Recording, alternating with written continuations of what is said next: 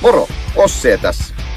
Hei, mä sain kavereilta tuolta YR-autolta puhelun, että tuuppa chiigaamaan, että heille tuli tämmönen Hongqi EHS9 auto, että tuu testaa ja kerro vähän fiiliksistä. No, en ole mikään autotoimittaja, mutta aina tykkään kokeilla uusia autoja ja itsellähän niitä on autoja ollut omistuksessa, olisikohan joidenkin laskutapojen mukaan jopa 26 kappaletta erilaista. Mutta ei se mitään, nyt mennään tsekkaamaan miltä näyttää Hongqi EHS9. Siisti.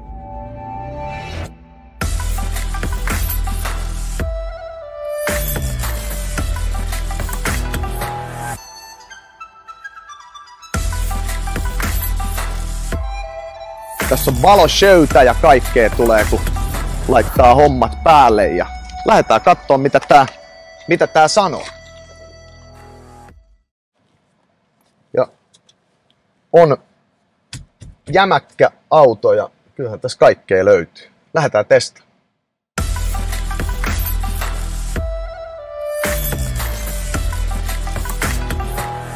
Joo, nyt on lähdetty ajelemaan tällaisella mukavahkolla pikku Hongqilla, joka tarkoittaa punainen lippu. Ja nyt mä en ole sen enempää syväanalyysiä tästä autosta selittämään, mutta käy niin kuin vaan testimielessä, että minkälainen auto tällainen on ajella sitten.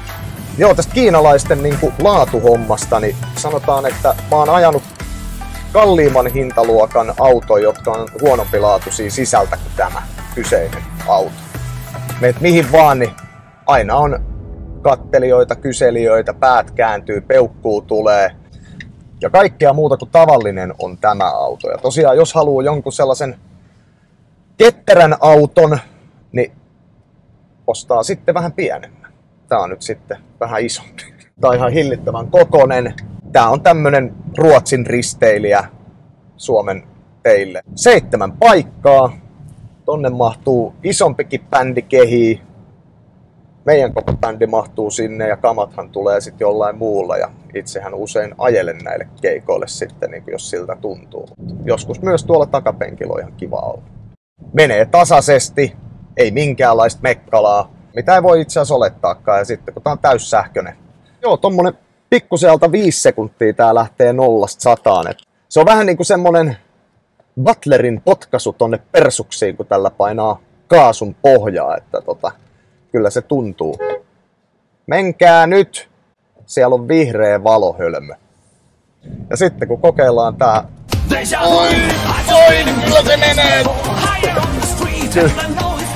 Siis yllättäen, että noi silmämunat meni tonne mun aivoihin asti. Että se, minkä on huomannut, niin tästä ei oikeastaan kellään ollut mitään pahaa sanottavaa, vaan kaikki on ollut vähän niin kuin yllättynyt, että oho, kiinalainen tekee tällaista. Näitä ei kovin montaa ole vielä Suomessa myynnissä ja nyt tää on varsin kohtuulliseen hintaan ja tällä joku 14–15 tonnia ajettu ja on magea lait. Ja sitten kun mä oon musamies, sterkat pitää olla A-luokkaa, tässä on ne.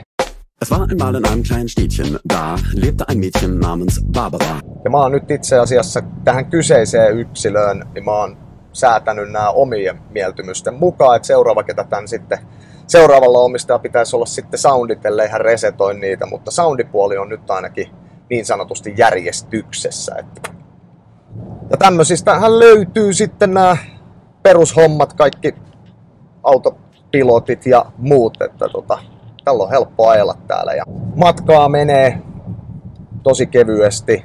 Kulutus tällä on varmaan vähän isompi kuin jollain kun tää niinku näitte keula on tommonen laatikkomallinen ja tää on iso melkein 3 tonnia auto, niin kyllähän tää kuluttaa, mutta eipä tässä nyt tällaisia autoja sen takia osteta, että nää kuluttais vähän. Että ei tää silti mitään älyttömiä kuluta, että mä oon nyt rullannut tässä tällä autolla jonkin päivän ja vieläkin mulla on 41 pinnaa akkua jäljellä ja se on itse asiassa tosi kiva, että se näyttää sen prosentteina. En tiedä, että onko muissa autoissa semmoista prosenttia, vaan onko siinä pelkästään vaan kilometrit ja range näyttäisi tällä hetkellä, että olisi 174, mutta toi prossaa mä sitä mieluummin kato, että paljonko sitä silloin on. Mut joo, jos tämmönen kiinnostaa, tosta sit videosta linkkiin, pääsette suoraan autoon, kattoo speksit sieltä ja ei muuta, kyllä tämmönen kelpaisi.